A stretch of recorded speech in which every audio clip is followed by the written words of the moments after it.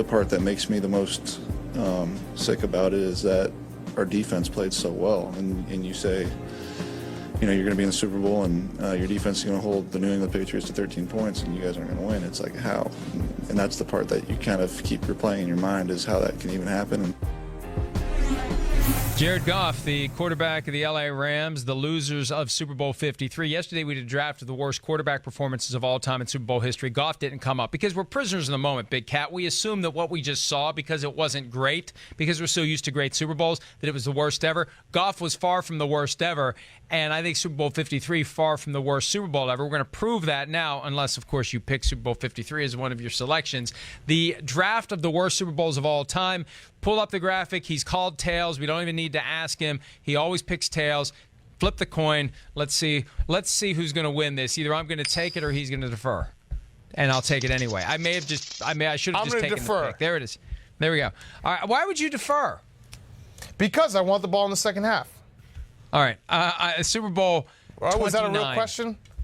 No, yeah, there is no second half. So you should have deferred the last draft, then you would have had the first pick of this draft. All right, Super Bowl 29. The last time the 49ers won a Super Bowl, it was 14-0 in the first 5 minutes. Nobody thought the Chargers had a chance in hell to keep up with the 49ers. That was the year where the 49ers were preordained to win it. That was the Steve Young monkey off the back game. They wore those cool shadowed numbers. That was the 75th anniversary season. They got the dispensation to keep wearing those. They were unstoppable, and they proved it. They completely destroyed the Chargers. It was over by the end of the first quarter. It was over by halfway through the first quarter. Once it got to 14-0 in the first 5 minutes, it was time to go find something else to do. 18.5-point spread, never in doubt. 28-10 at half, like you said. Stan Humphries, come on. Stan Humphries was a Super Bowl quarterback. Come on. So the only saving grace for this game was Natron Means. All time, he's in the Hall of Fame of names. Natron Means, love that. Okay, my next. You remember you remember the Chris Berman nickname? Yeah, Natron Means business. Yeah. All right, go ahead. All right, so I'm not going to do anything. I told you before the draft, I'm not going to do anything personal, so I'm not going to put Super Bowl 41, even though the Bears lost to the Colts. I'm not going to pick a Super Bowl that I wasn't alive for and that I cannot remember. So I'm basically Wait a minute. on. Whoa. You've never seen the endless loop of the NFL Films half-hour package of the Super Bowl? I have, you can't of course. tell me you did. No, but I have to have been alive for it.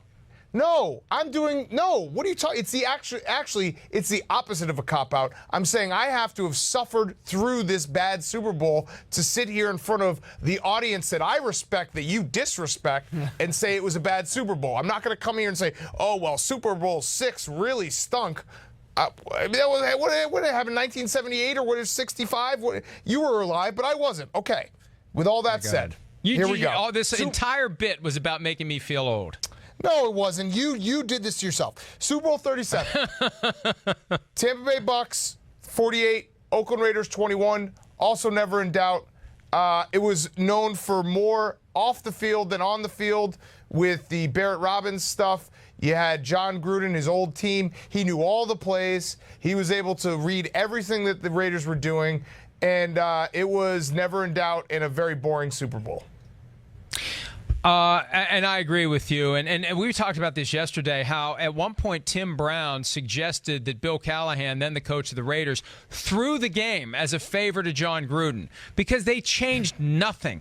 The audibles, the calls, Gruden went out and played scout team quarterback because he knew exactly what Rich Gannon was going to do, and he threw 5 picks, 3 of them returned for touchdowns. It was a disaster. It was horrible. And it was the year after that great Patriots-Rams Super Bowl that really spoiled us because it was all the way down to the wire. This thing was over early.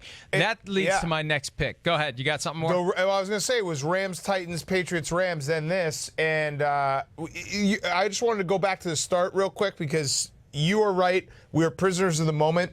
Super Bowl 53 wasn't great, but people forget how many the Super Bowl used to be the worst game of the year. It really did. When I was growing up in the 90s, it used to be the worst game of the year. We'll get to a couple of those picks. Go ahead.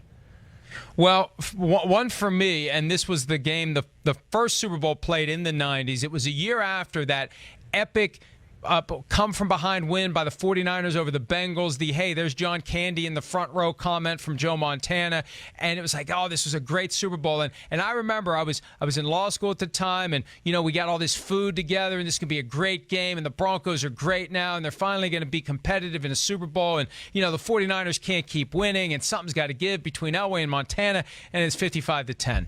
And it's like, what are you going to do with all this food now? So I have a vivid recollection of suffering through that debacle in early 1990.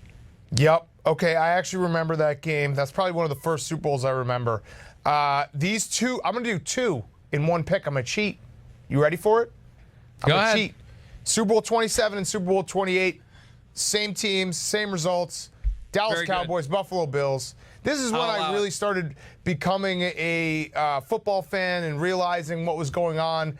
And my birthday is right around the Super Bowl, so I'd always have a big ice cream cake that looked like a football. And these Super Bowls were so bad. And this is what I'm talking about when I say, when I was growing up, the Super Bowl was the worst game of the year. It was mostly because of these Cowboys-Bills games and the aforementioned 49ers-Chargers games. So these games, it was sad. Super Bowl 27, Buffalo had 9 turnovers. 9 turnovers in a Super Bowl. Super Bowl 28, well, we all know what happened. 0 for 4 in 4 straight years. That's maybe the saddest thing ever. And no one likes the Cowboys. Everyone rooted against the Cowboys, so it was terrible. And I remember every year, it is amazing in hindsight that the Buffalo Bills made it to 4 straight. To lose and keep going back that many years and to never actually win it. It's got to be one of the most impressive accomplishments in the history of the NFL, to make it to the Super Bowl 4 straight times without ever actually winning one. And the Patriots could make it to 4 in a row next year. They've been there so often, like we lose track, like it's just this default the Patriots are going to be there, and we don't think there's anything significant about it because we're numb to it. It's amazing. 4 out of 5 years, and this second life they've had, 10 years removed from their first Super Bowl win. They've now won 3 times in the last, 4 or 5 seasons. All right, this one for me, to the extent we're going to make it personal as it relates to what we actually experienced, I have a vivid recollection in early 1974. And it was right when I was really I was a kid, and I had the Topps football cards, and I had like the little folder for school with, the football players on it. I had the sheets, and I mean, it's really like the hook is set now. And the Vikings are in the Super Bowl against the Miami Dolphins. The Dolphins had gone undefeated the year before. They were back in the big game. And, I don't know how I became a Vikings fan, but I was. And I remember watching the pregame, and they had all these guys lined up. And one guy said, oh, the Dolphins are going to win. One guy says the Vikings. There were like 10 guys. And I'd get pissed when somebody would pick the Dolphins, and I'd get happy when somebody would pick the Vikings. And then they started the game, and it was just a complete and total debacle because the Vikings' undersized defensive line couldn't stop Larry Csonka, who ran through, around, and over all day long. It was methodical. It was boring. I don't know how the Vikings weren't shut out in that game. It was a disgusting display, and I still haven't forgotten it all these years later. Did you watch that on tape delay? Did they have live Super Bowls back then? That's funny. Closed circuit.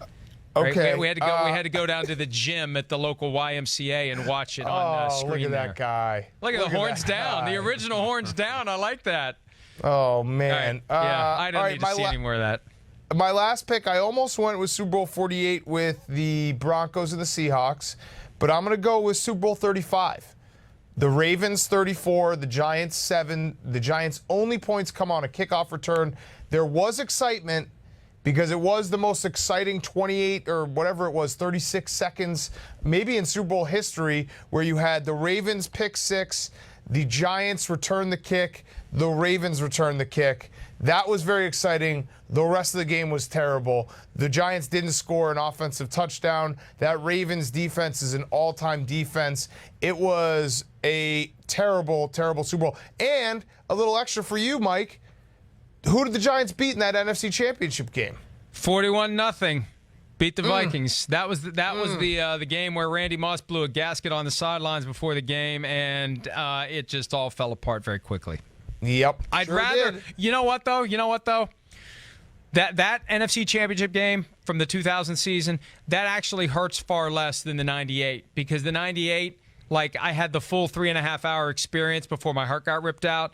with 2000, I was asleep by halftime. I said, screw this, I'm taking a nap. This game's over. And the worst that happens is somehow they come back and I missed it. Oh, well, they came back. I'll take it. But that was bad. In 98, I mean, that's conversation for best team all time to never win a Super Bowl. And you know, it's amazing that there's never been a Super Bowl shutout. It's amazing how many close calls there have been. You mentioned that the Giants only scored on a kickoff return. You take away that kickoff return, they may have not scored a point. The Super Bowl LIII, 14-7, the Garo Yepremian, ridiculous whatever that was, play that gives Washington a garbage time touchdown. The Vikings get a blocked punt in Super Bowl IX and lose 16-6. Otherwise, they'd have been shut out. They scored a late touchdown down 24-0 to the Dolphins in Super Bowl VIII. This year, I was starting to do the research on the last time there was a shutout in an NFL championship game because it was looking like the Patriots had a chance to shut out the Rams. But it's amazing there hasn't been a shutout, and it's amazing there's been so many that it's just one little fluke here or there that allows a team to avoid being the only team that would have been shut out in the Super Bowl.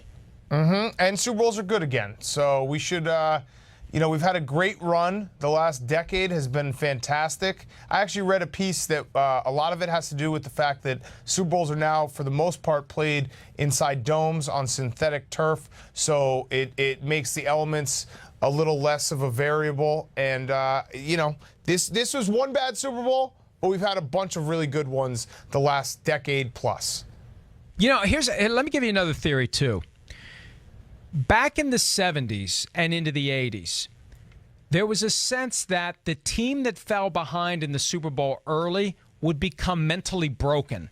And that's just it. Like, whoever scores the first touchdown wins because the other team can't deal with this. And there's something to be said for the fact that now there are so many big games, there are so many big moments, there are so many primetime games where maybe, like back in the 70s and 80s, like whoever saw these games, you saw the highlights at halftime when Howard Cosell would run through them. There wasn't that same sense, that same magnitude as many times in the regular season as you would have. And then all of a sudden you get to the Super Bowl, it's like, holy crap, this is a big deal. And teams would freak out when they'd fall behind. You don't see that anymore. That's a good point. I'd agree with that point. There are a ton of big games. Every team that gets to that point feels like they've been in, I don't know, a half a dozen big games in that season alone. The first team that flipped that was Washington in Super Bowl 22. They were down 10-0 after one quarter to the Broncos, and then they exploded in the second quarter. In the 70s and most of the 80s, you're down 10-0. That's it. It's over. You're done. You are not coming back from that because you don't know how to react in a big spot when you're behind. Hi, I'm Mike Tirico, and thanks for watching. Make sure to hit subscribe for the latest news and highlights from NBC Sports.